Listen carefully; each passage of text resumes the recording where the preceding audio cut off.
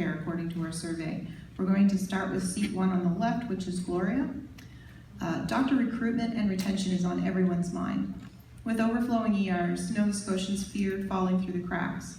Although the province is responsible for administering the healthcare system in Nova Scotia, what is the federal government's ability to assist with this issue? Well, for one thing, the federal government's ability, it depends a lot on the people itself. We need money to do this, and without that, there's no forward to it. There's pharmacare is funded, yes, but the money is mismanaged. We need to put money into people being not cured, but prevented. We need diseases, ailments prevented. And that would certainly take care of a lot of this. And the pharmacology, they make a lot of money on this. I don't know if you've seen the thing on the internet the other night or not, but they put some of the drugs up that we need by 6% and more. We can't afford that.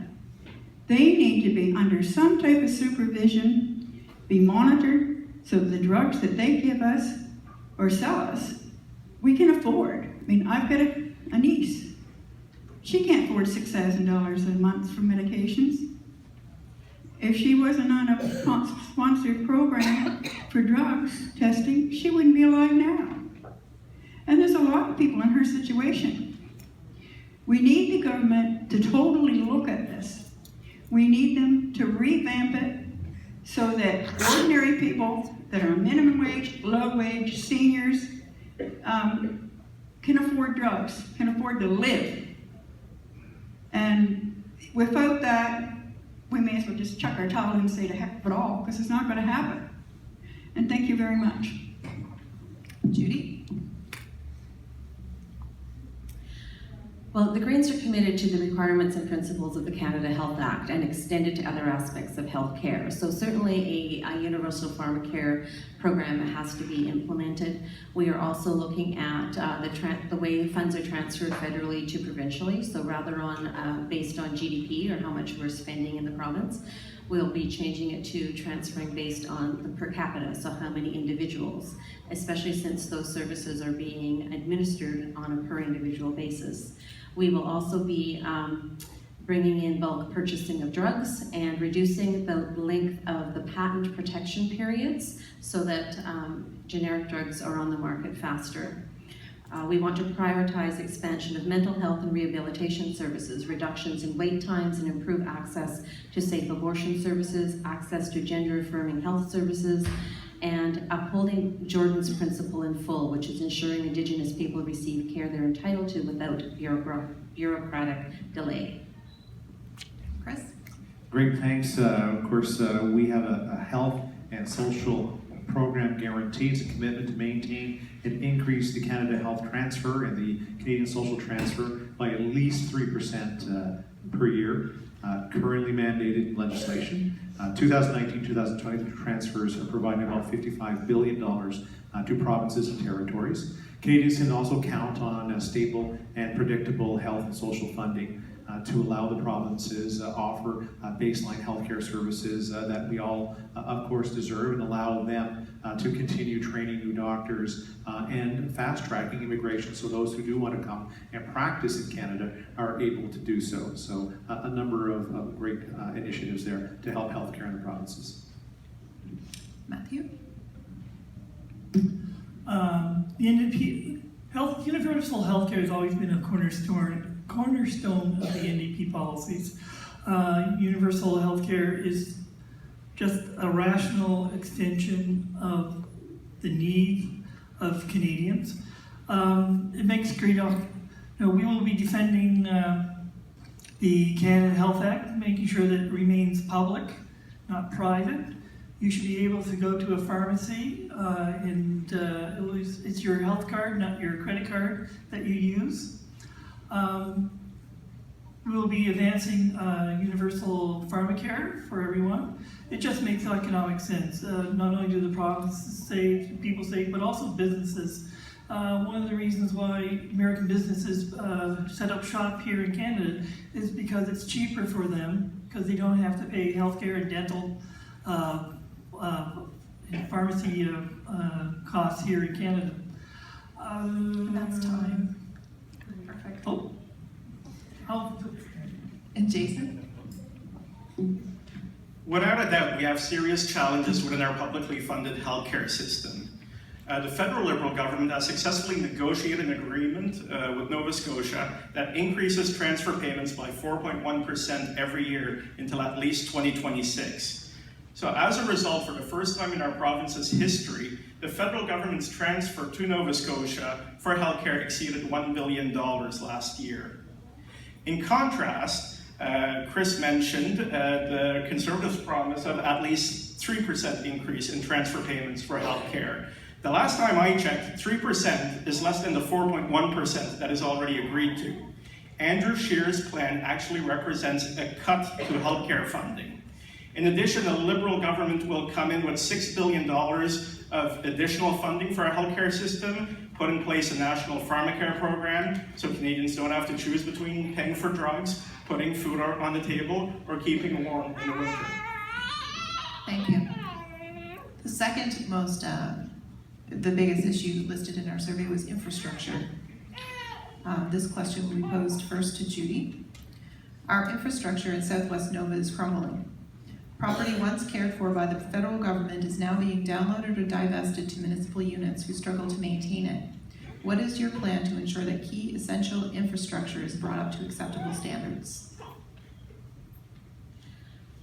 Bringing the federal infrastructure is one of the top planks in our Mission Possible.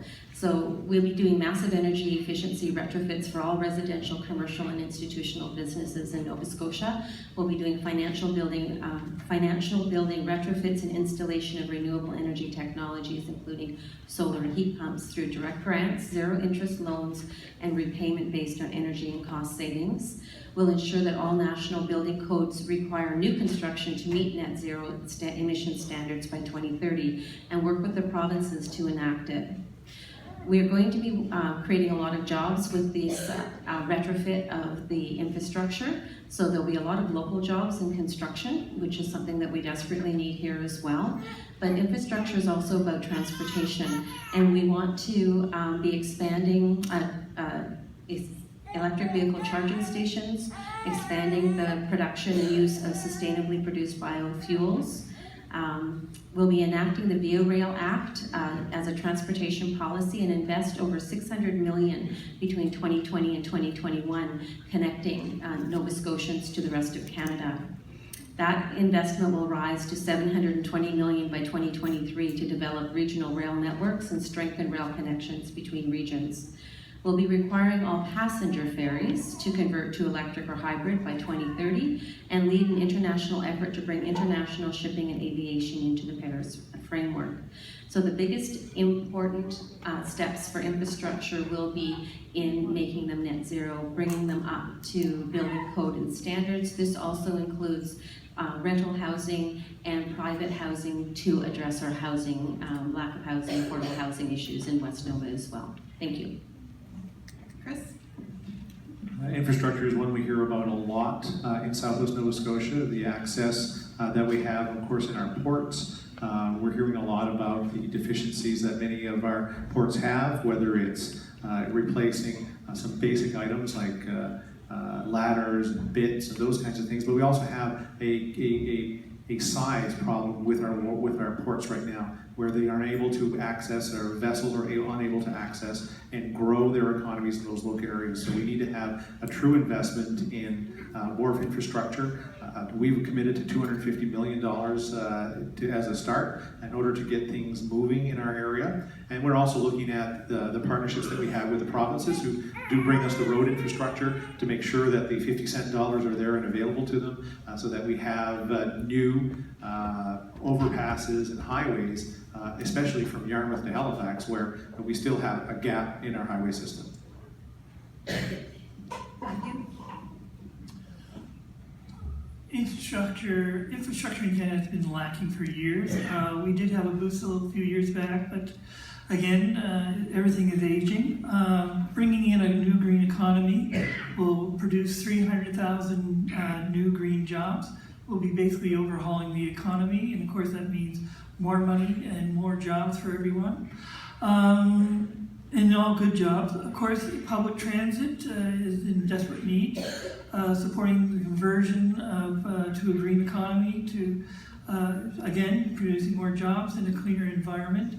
I'm betting one of the things you guys want to hear is how the NDP will support the Yarmouth ferry. And when you start thinking about how green, the necessary for a green economy, supporting ferry is one of the would be a primary green initiative, taking cars off the road. So I want to say that we will be supporting a Yarmouth ferry here. Thank you. Oh, Jason? When we invest in infrastructure, we're investing in our communities. That's why the Liberal government put in place a historic 10-year, $188 billion infrastructure plan. And we're seeing the benefits of that right here in our communities.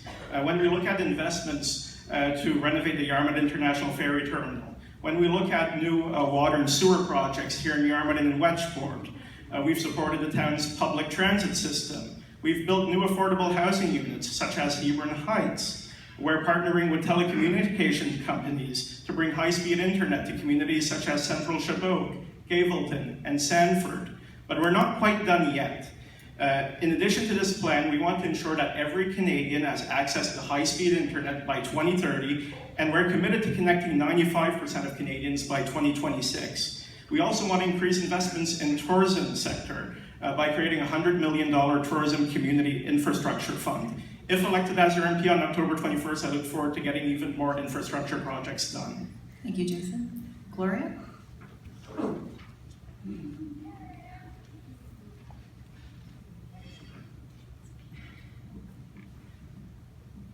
Well, the infrastructure, it's got a lot of money put into it, yeah, but it's not funneled right. It's not put in the right places. The 10-year agreement, what I have on here was $228 million. Perhaps I'm wrong. But with that kind of money, we should be able to surely have the things in place that we all need. We need better roads. I mean, go over any of them and you're taking your life in your hands. The road up through from Weymouth to Digby, there's been multiple deaths on that. That needs to be fixed. And drive anywhere around, you got all these potholes. And we also need money for, yes, we need money for houses. We need money put into solar heat and to generate heat rather than rely on wood and oil, which everybody now seems to be against. And for good reason in some places, but that is one of the main things in our economy that makes us money, and we're throwing it away.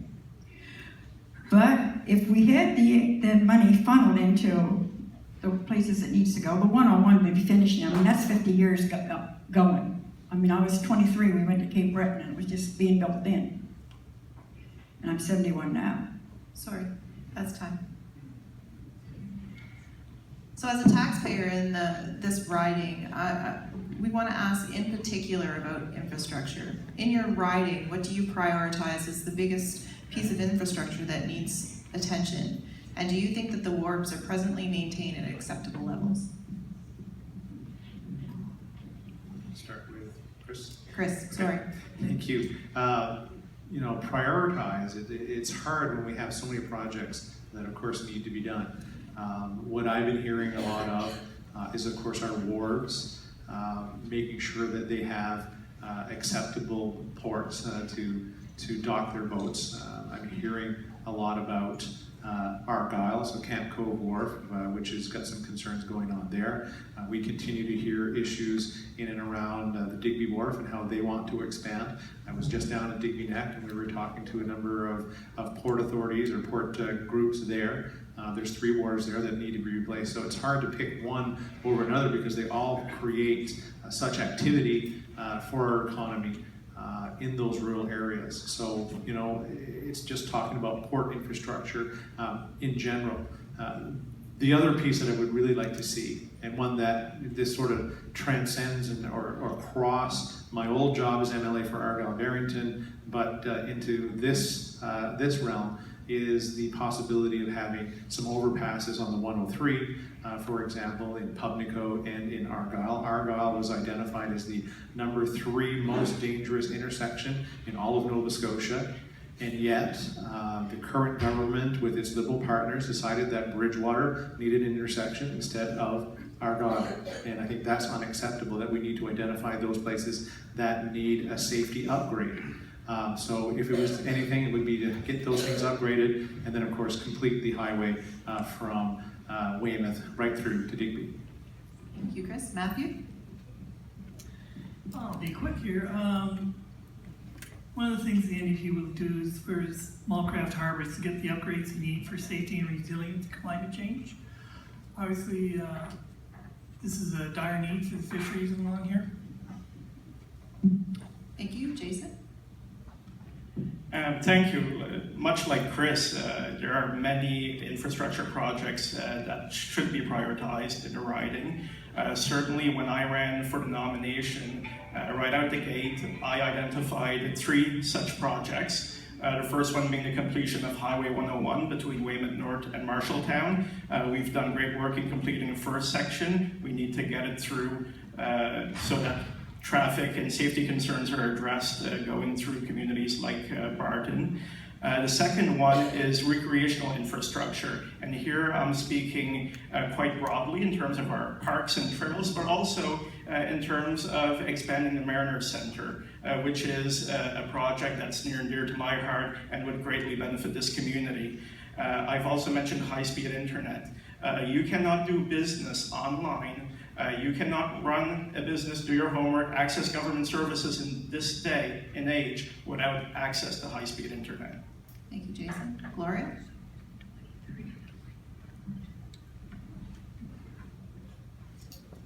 Do you want me to repeat the question? Yes.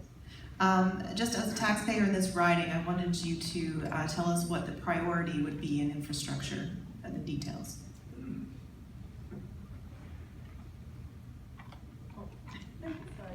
Kind of threw me. I thought we'd been through that once.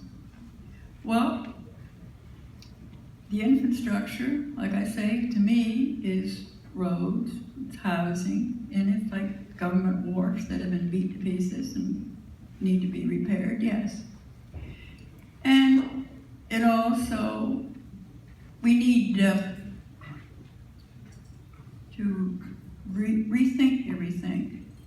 And the times are changing, the environment's changing, and we've got to kind of interact that with our plans for restructure. We can't have the winds that we're getting now tearing our housing down, blowing our wharfs over. We really need to build things so they'll last, and hope for the best, I guess. I'm not really up on this, but I've done the best I can. Thank you. Thank you, Gloria. Judy? Well, the Greens look at things a little bit differently. You know, we are a grassroots organization, and therefore we look to the frontline workers, including our municipalities, for finding and targeting what the priorities are in their communities, and also helping to really pinpoint what the solutions are. One of the things that we can do to increase revenue generation for these municipalities is decentralize energy production, allowing wind farms, solar farms, and hydroelectric in local municipalities. Some are already doing that. What this does is it allows us to generate funds in that community that can be fed directly back into the community to increase infrastructure as that municipality sees fit. It also increases jobs, and it really makes our infrastructure resilient. So just as the hurricane went through recently, if we'd had decentralized energy generation, we would have had power back up quite a lot quicker. Thank you. Thank you. This question would start with Matthew. A strong, stable housing market is important for Canada's economy. To that end, how will your party continue to support Canadian home ownership, especially for first-time buyers? We'll be increasing. We'll be increasing the first-time home buyers tax credit or tax benefit by up to $1,500, along with a commitment to put in $500,000. That's 500,000 affordable quality homes across the country. That will give relief, create jobs, and give relief to students and seniors. And we're also going to. I think there's another benefit there, and I can't remember right now. I will let you, but you guys can ask me later. Jason, same question. Sure. So a re-elected Liberal government will move forward with the new first-time homebuyers incentive, which gives people up to 10% off the purchase price of their first home. And when we look at areas, not necessarily in this area, but in our cities, such as Toronto and Vancouver, there's a lot of speculation that can drive up the cost of housing there too. So we are going to put in place a national tax on vacant residential properties that are not owned on by non-Canadians who don't live in Canada. Certainly that will generate additional revenue for the government. One thing that will touch our pockets right here though in West Nova is our plan to introduce a $40,000 loan for energy efficiency retrofits. So that will go a long ways putting money up front in your pockets to make needed repairs rather than, for example, a tax credit at the end of the year where some people don't have the money up front to undertake those repairs. Gloria? Well, one thing would be, across Canada, only 11% of all the Canadian landmass belongs to private people. If the government released some of this land back to people in populated areas, that would bring that price down of the land. Therefore, the contractors would be able to get the land for a better price. They could build on that land, and therefore the housing could be a lot cheaper for the people that wanted to buy or rent. It would certainly put a cap on the cost. Then, if we have buyer incentives, yes, that would certainly bring it down to a lower level that people could afford. And if we have solar power, that's another alternative that will help bring places down when we build them to begin with. And I can see that happening. Thank you. Judy? Federal incentives for purpose-built rental housing was eliminated in the 1970s. During decades of encouraging home ownership, federal support for co-ops, rental housing, and social housing and supportive housing has languished. We now face a national shortage of affordable housing and as a result, a growing problem of homelessness and housing insecurity. We will legislate housing as a legally protected fundamental human right for all Canadians and permanent residents. We'll appoint a Minister of Housing to strengthen the national housing strategy so that it meets the needs of affordable housing that are unique to each province and oversee its implementation to collaborate with the provinces. This recognizes that housing is a provincial jurisdiction. The target would be 25,000 new and 15,000 rehabilitated units annually for the next 10 years. And the co-investment fund by $750 million for new builds and a housing benefit of $750 for rent assistance for 125,000 households. Chris? So talking about mortgages and home ownership, the Liberal government brought in a number of the mortgage tests. It was a heavy-handed mortgage test, raising the mortgage insurance premiums, and they're punishing new tax on middle-class Canadians, made it harder for people to dream of home ownership. New data across the country shows that young home buyers are most affected by the Trudeau Liberal stress tests. So hopefully their latest home buyer incentive in so many terms and conditions that first-time home buyers actually don't qualify, and what's more, it only targets select cities. So we need to fix the mortgage stress test to ensure that first-time home buyers aren't necessarily prevented from accessing mortgages, and work with the OSFI to remove the stress test for mortgage renewals to give homeowners more options and increase the amortization period, bring back 30-year mortgages, and make surplus real estate available for development to increase the housing supply, so more of the affordable housing side. Thank you. The next question is for Jason on climate change. Our area will be greatly affected by rising sea levels due to climate change. Does your party have a detailed climate change action plan, and where can we find it? Thank you for the question. Our efforts to combat climate change and protect our environment is the one issue in this election where I truly believe we are at a crossroads. We're the first generation to feel the effects of climate change, and we're the last generation able to stop them. So it's one of the reasons why I became interested in running for federal politics. It was former Harper government's inaction on climate change. During my time at Environment Canada, I witnessed firsthand a government who did not even want to have a discussion about climate change with provincial and territorial governments.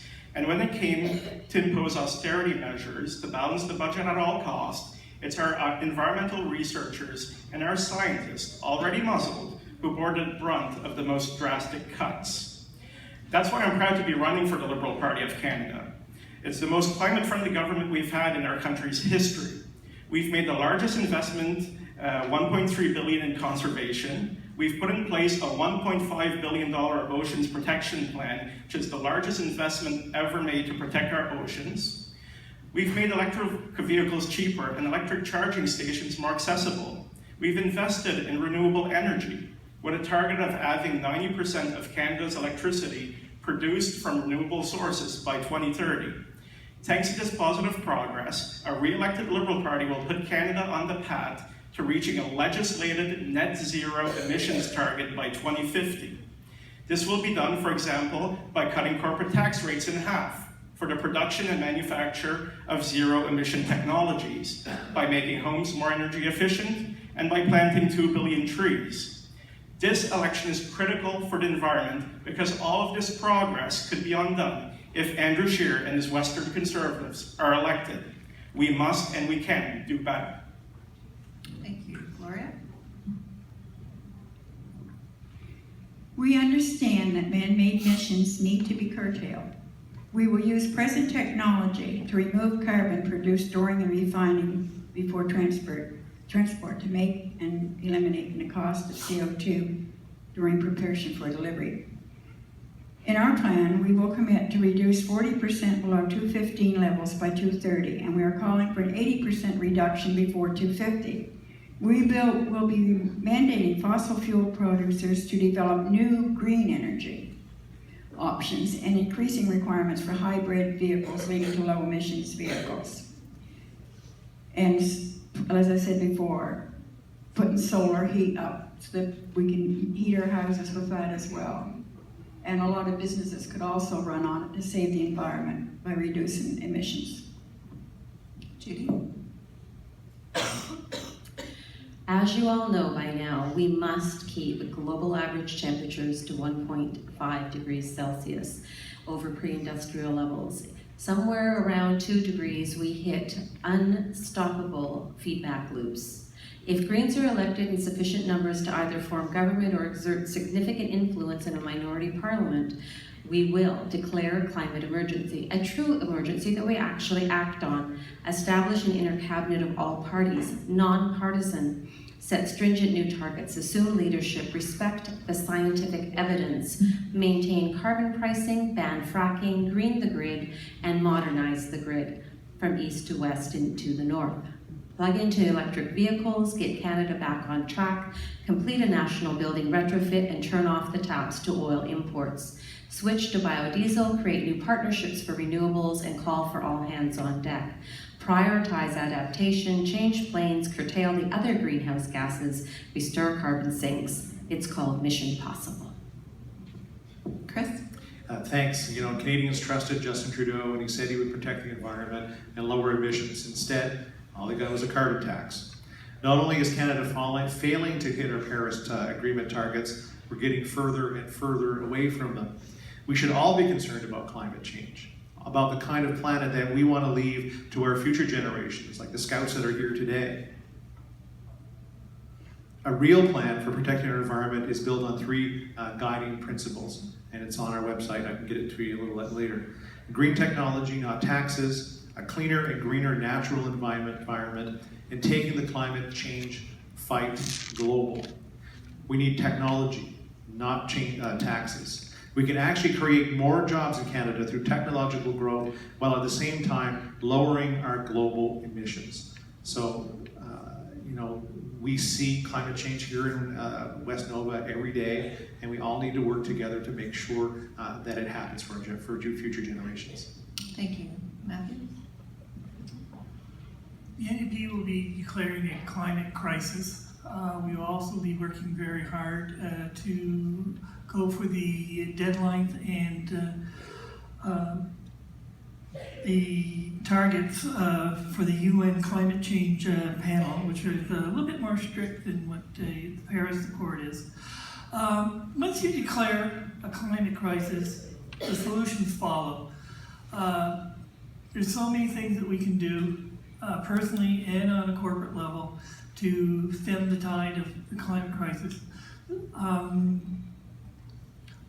Planting trees, and all the other wonderful things that the other panels here have mentioned. They're all needed, they're all required.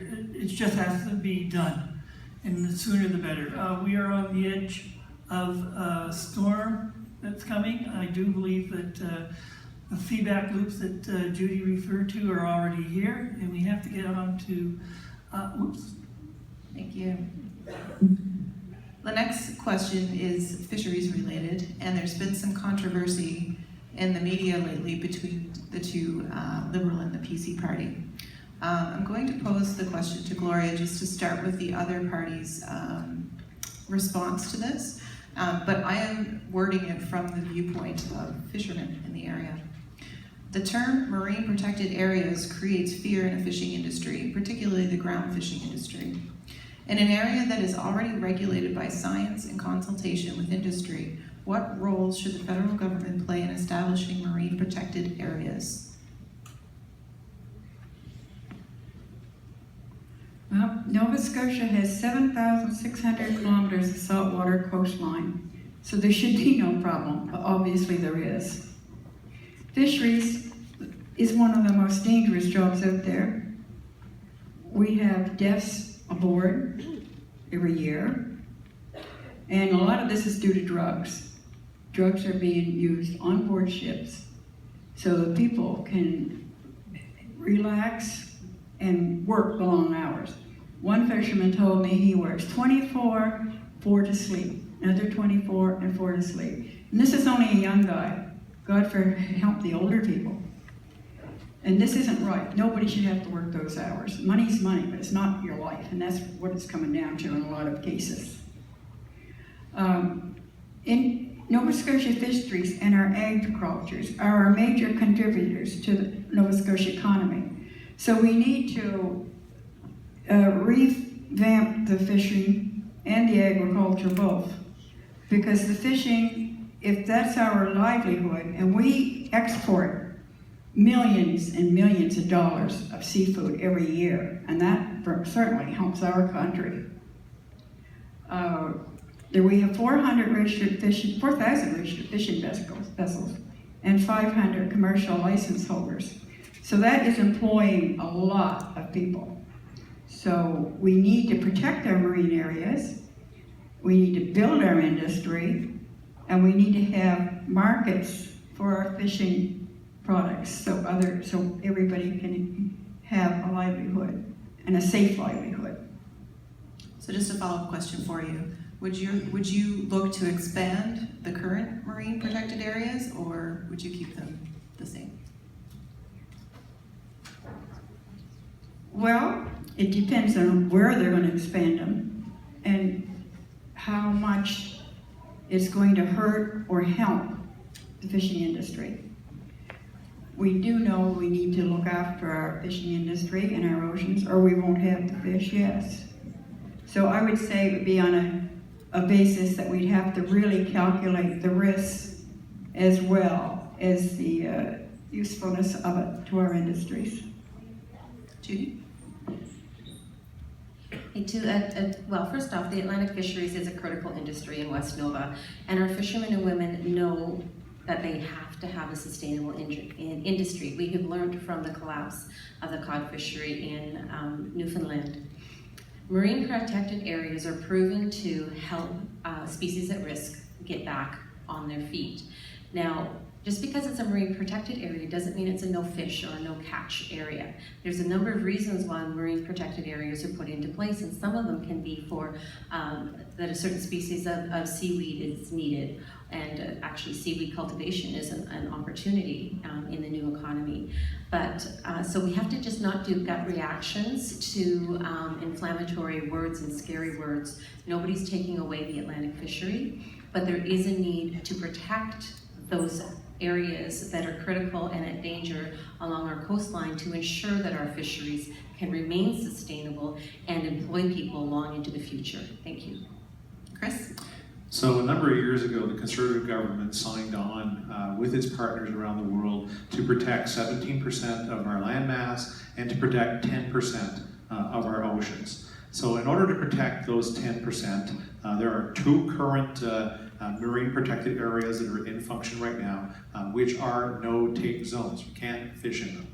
The 10% that they're dealing with today includes about 34 different locations around the province that are being negotiated and have been negotiated over the last 4 years. There's been a lot of discussion. There's a lot of worry on what is allowed and what is not allowed, and that was for 10%. And now the government, the Liberal Party, has decided that they want to protect 20% by 2025, 25% by 2025, and 30% by 2030. Fishermen don't trust DFO, and they don't trust the government. They're really worried. Thank you. Matthew? The fisheries are in trouble, mostly due to climate change and overfishing. We do have to have protections to maintain that sustainability. One of the things we have to do is to enforce the owner, operator, and the fleet separation policies that are out there. We definitely have to cooperate with the Indigenous people and their rights to the fishery industry. And we have to develop fish farming policies that will replace the trawlers and the draggers that are out there destroying the environment. Jason? Look, the fishing industry is what keeps our economic engine running here in southwestern Nova Scotia. So to ensure the long-term sustainability of our oceans, the Liberal Party has committed to protecting 25% of our oceans by 2025. When the Liberal government was first elected in 2015, only 1% of our oceans were protected. This number has since grown to 14% in the past 4 years, with little to no impact on the local fisheries. Why? Because marine protected areas are not no fishing zones. Rather, they are a resource management tool to ensure that sensitive marine ecosystems remain healthy and productive. In return, these ecosystems help ensure that we can continue to have a sustainable and viable fishery for the long term. If elected as your Member of Parliament, I will always defend the interests of our communities and the livelihood of our residents. Thank you. Staying on the fisheries topic, we're going to pose this question to Judy. Environment seems to be butting heads with fishing at certain times. So what in particular would you be asking of fishermen in the future in any change of practice? Well, I think any changes would have to be in concert with the fishermen. They're the frontline workers. They're the ones who are working in that environment, alongside the scientists who are looking at the ecology involved. There needs to be communication and working together to solve the problem, because nobody wants the fishery to collapse. It's not an us versus them, and the divisive language is not working to the advantage of the industry.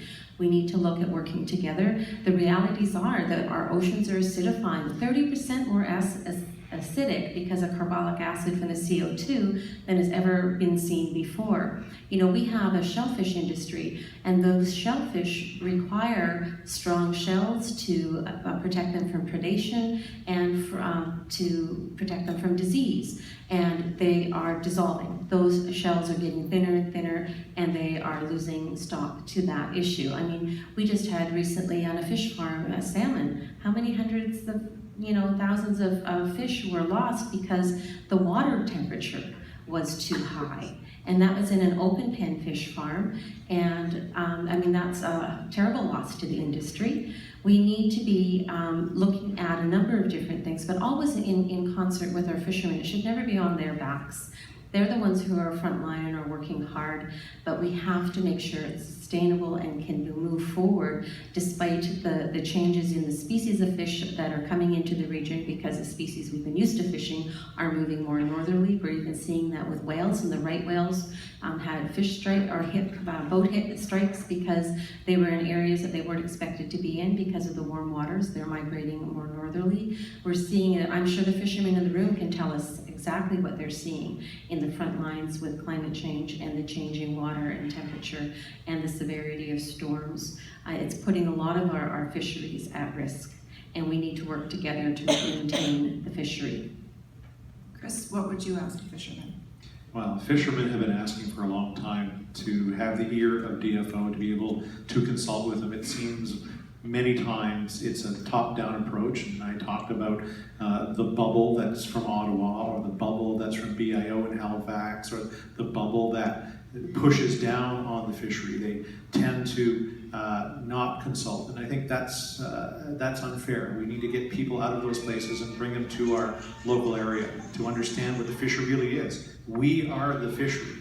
In Canada right now, Southwest Nova Scotia will include our sister providing of South Shore St. Margaret's, but between West Nova and them, we have the largest fishery, I would say, in the world. And DFO, you can't even call them if you really try. They rarely pay any attention to what happens in Yarmouth. We need to get them out of their bubble, get them into a rural area, get them to consult with fishermen, because fishermen know best. It's time to listen to them. Matthew, Any question again? what would you ask a fisherman bringing the environment and fishing question together? I know how important the fishery is here, and it's definitely a situation where my expertise, I'm not an expert in this, definitely one would have to appeal to the fishermen and the indigenous people of this area to support any kind of changes to develop sustainability for this region. Jason? Over the past few years, I've heard many of the same things that Chris has heard from fishermen, and about mistrust in DFO. Certainly it was no different under Conservative government, but the Liberal government has realized that we need cooperation and collaboration when it comes to managing our fisheries. That's why we've struck an agreement with the province of Nova Scotia recently, so that any marine protected areas would first get the blessing of the province, recognizing that we shouldn't have a top-down approach from DFO. I also want to take a few moments to talk about what the Liberal government has done to support our fishery over the past 4 years. I've mentioned the historic $1.5 billion Oceans Protection Plan to better respond to marine emergencies and to preserve and restore critical marine habitat. We've created a $325 million Atlantic Fisheries Fund to encourage innovation within our fishing industry and to improve our scientific knowledge. This fund's already helped the lobster fishers in West Nova install live wells aboard their boats to help maintain the quality of the lobster.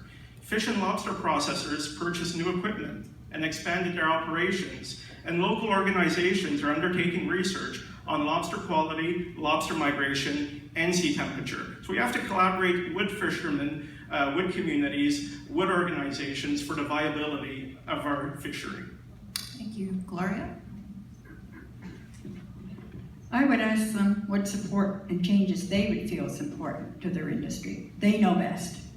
They are the ones out there making their living, bringing food to put on our table. Do they see technology as a a benefit? And could more scientific studies be done on the oceans and the fish themselves? Shouldn't the focus be on the sea life and the stability of it and what the environment, how the environment affects it? We need to listen to them. They're the ones out there. Thank you. Chris, this is a question from the floor that I've been saving for your turn. So this was passed to us.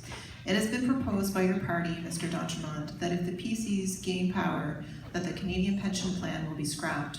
In the light of the current economic situation, if this is removed, what is your party planning as a replacement? That is not true. Where the pension plan will stay in place as it was. It will stay in at 65 years of age, just like it currently is, and we'll see an expansion of about $1,000, $1,500 per recipient of the Canada Pension Plan. So I don't know exactly where the person that came up with that had their information, but definitely not true. One that we want to continue. You know, people have worked very hard for their lives and deserve a respectable pension when they retire. You're knocking on doors lately, we've heard a lot from seniors, as our senior population in West Nova is pretty high, and many of them talk about affordability issues. So not only the money they're receiving from the Canadian Pension Plan or OIS, they're also talking about making ends meet. So, you know, when it comes down to the province providing a tax incentive or tax break, whether it's the federal government trying to provide the same thing, I think goes a long way. That's why we as a conservative party and hopefully government will be looking at trying to make life a little easier with a tax break for families that will impact seniors, that will truly put hopefully you know, up to $800 into the pockets of a couple like my mom and dad who really worked really hard throughout their lives and now find themselves on a pension. So, you know, we need to do more, and I think we all incrementally are trying to do more, but I think we're at a point where it needs to be a little more than incremental. Thank you, Chris. Matthew, question, since it was directed at Chris, I'll rephrase it, but what can you comment on your party's platform for pensioners? As a pensioner myself, as a pensioner myself, I couldn't live possibly on the OAS and CPP that I received. As a civil servant, although it's not what people think, it's very, very small. So I went out and married a rich widow. But that's not going to solve everybody's problem. One of the things that the NP is actually looking at is the guaranteed annual income. You can save money for the government by combining all the programs that we have: EI, pension, old age security, and guarantee that no one is in poverty, seniors or otherwise. Jason? So in the past 4 years, the Liberal government has strengthened the Canada Pension Plan so that people who are contributing now will get up to 50% more as they retire. It's a really historic agreement that we reached with provinces and territories. But certainly speaking with a lot of seniors across the riding, they are struggling to make ends meet. This is why we raised the guaranteed income supplement by 10% for single seniors. And we're pledging to do even more if re-elected. We're pledging to raise old age security payments by 10% for seniors over the age of 75. We're pledging to increase CPP survivors benefits by 25%. Because often what I see is that when a significant other passes away, the other spouse is left holding the same bills, but with only half of the income. So I think those are really issues that we have to address, and you have to lower down the cost of living as well through national pharmacare, through lowering cell phone bills, internet bills. Thank you. Gloria? We would no longer tax a CPP. So when you get paid, you'd have more money in your pocket. And we would lower the age to receive CPP to age 55. The old age security plan would be modernized and qualifying amounts would be adjusted for inflation so that people could afford to live on pensions. A couple rate today to get about $2,400 if you're married, and single is approximately 14 to 15. So the married people are penalized because of the fact that there's two in one household. I think that should be changed because we all, each one of us, put in and earn our money. Why should we be penalized because we want to stay married? Do you realize the amount of people that are breaking up so they can go and each get their pension? This isn't just some suppository thing. This is happening. And there's no reason for it. It's just crazy. We need to make it. Sorry. Judy? Well, the Green Party is a proponent of the guaranteed livable income, and one of the first things where we would put that into place would definitely be with our seniors with a guaranteed livable income supplement to get you up above that poverty line so that you are not struggling to feed yourselves or having to make those horrible decisions about whether to have life-saving medication or pay your heating bill. Another few things that we're going to do regarding pensions is pensions that are held with privately funded companies often are the first things that disappear when that company goes bankrupt. We're actually going to change the Bankruptcy Act so that pension plans have priority over other debtors within a bankruptcy. We will also be changing the Military Superannuation Act so that those veterans who marry over the age of 60, their survivor spouse will get their pension. This does not currently happen. In addition, with Medicare, it also will help to make things more affordable for our seniors. Thank you. At this time, we're going to take a 10-minute break. If the candidates could follow Rick out the side door. And if anybody in the audience has questions, now's the time to write them down and get them up to the table so we can ask them. Thank you.